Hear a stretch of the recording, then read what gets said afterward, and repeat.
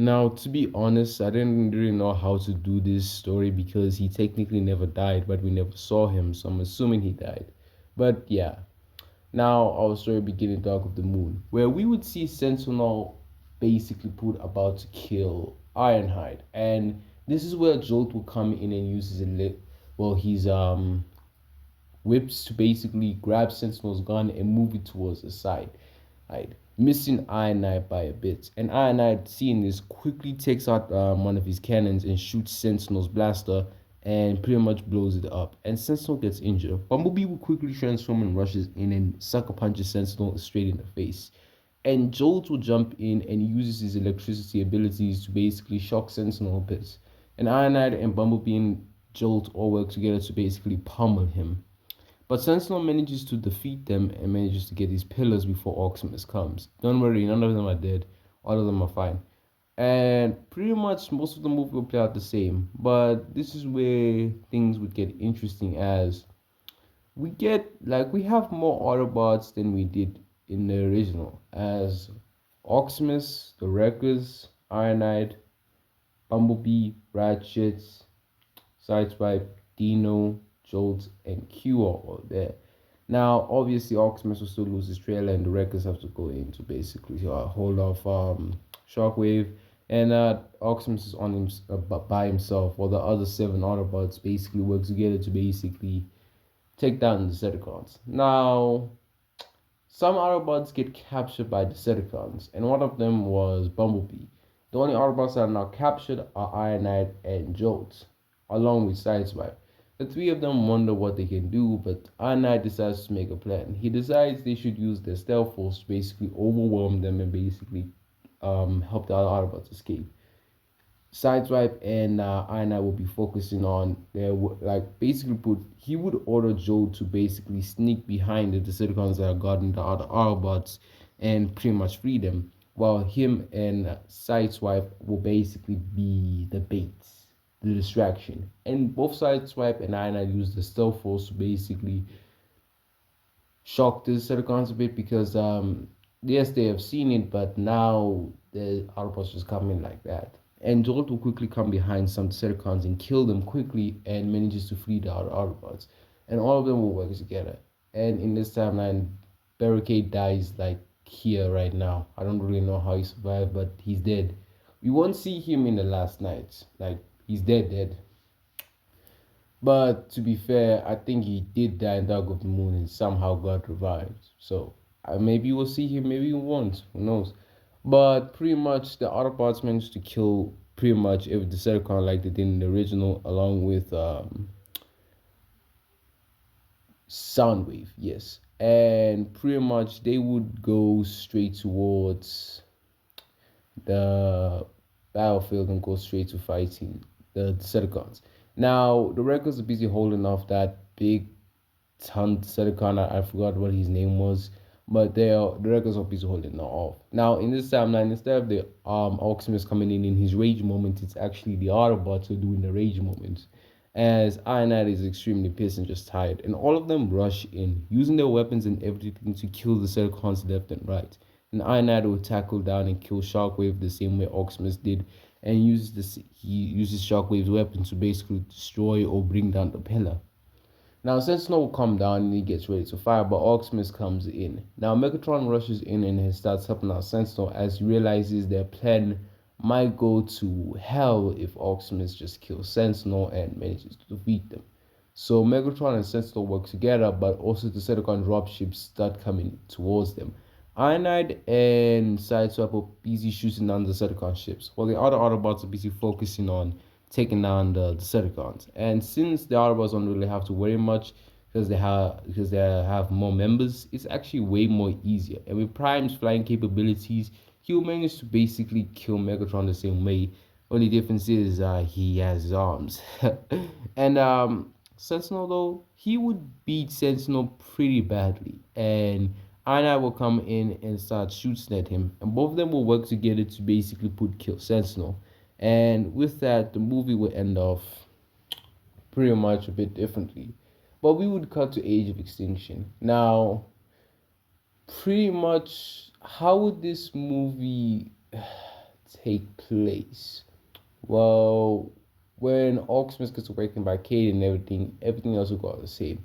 But the scene where Ratchet is basically put being hunted down goes way more differently. As when Ratchet is like about to get his leg shot off, someone shoots the missile and it's Ironhide. But he's not alone, as we have Sideswipe and Jolt with him.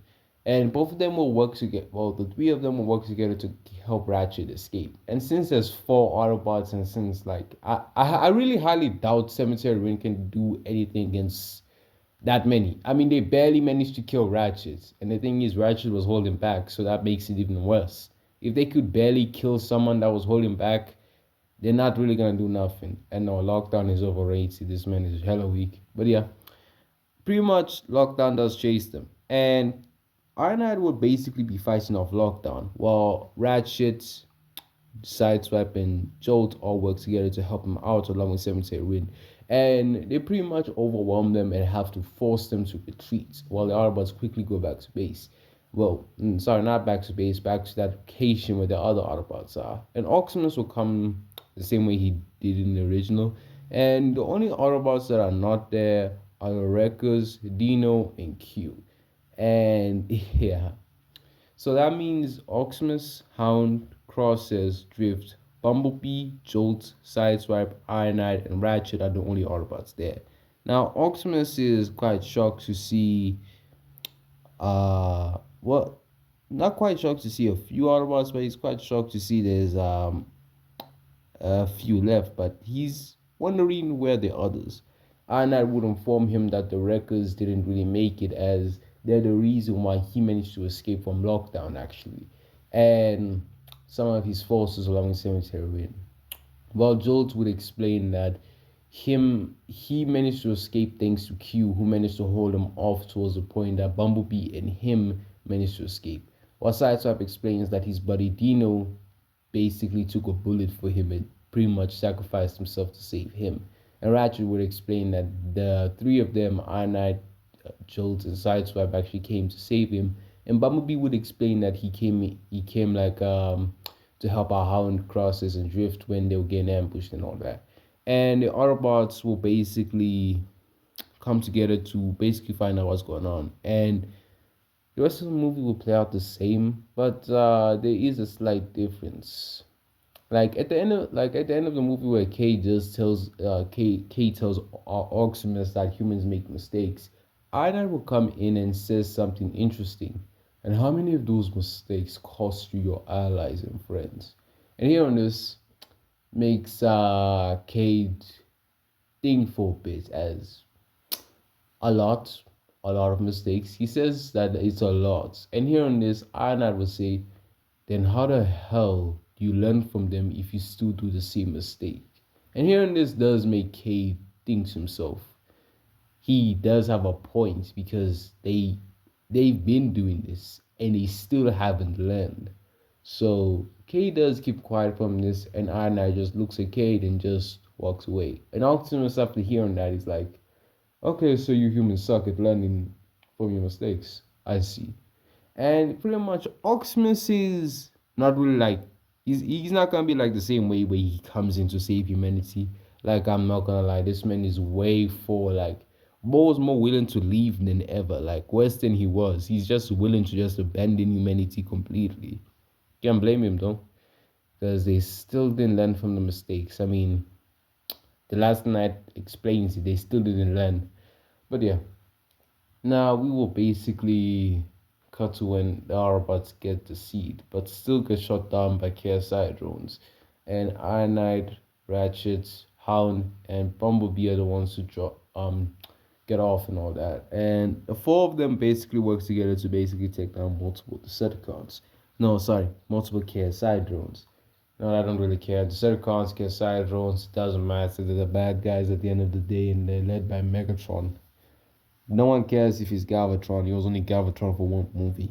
And pretty much the Autobots would basically work together to take them out. And since there's more Autobots, Hound is losing less ammo than he was in the original timeline. And there's an extra Dinobots. I would add Slash there. And all five of them will go straight towards Hong Kong, along with the other five Autobots, which is Optimus, Crosses, Sideswipe, Drift, and Jolt. And they all work together to basically take out possible KSI drones. And at the end of the movie, we still have Optimus fight Lockdown. But in this timeline, K doesn't come in to help, which allows Optimus to pretty much kill Lockdown. No, Lockdown never had a chance. Stop the debate. We can end it off with legit. Like we have all the evidence. Like we can tell you that like Lockdown struggled a lot. He barely managed to kill one human. I don't want to hear it. And pretty much the Optimus does inform his Autobots they do have to leave. Like Prime is less willing to stay with humans than he ever was. So pretty much he leaves humanity along with his Autobots. How do they leave? They just take lockdown ship and just book it. And they are about to go straight to Osiris trying to find Quintessa along with the Fedicus. And Oxybus will fight Infernicus and manages to kill him by himself. While the other are about to hold off Quintessa. And Quintessa is honestly one of the most overrated characters as like she has no feet. Like, she barely has that many feet, so nah. No, no, she's not the strongest character. Optimus comes in and fights her in a one-on-one, and Prime does overwhelm her because for one, she has the power, like she has the powers and abilities, but she doesn't have the pure physical strength, speed, durability, agility, and everything and battle experience. She's smarter than Prime, you can say, but when it comes to battle, Prime is an absolute genius and quickly overwhelms her. But does he kill her? No. He does give her her second chance and explains they can revive Cybertron by pretty much taking life from other planets that don't have any life in it. And to be fair, that's not really a bad plan, and they actually do it. And with that, we would end off this part right now. Hope you guys enjoyed it. Peace.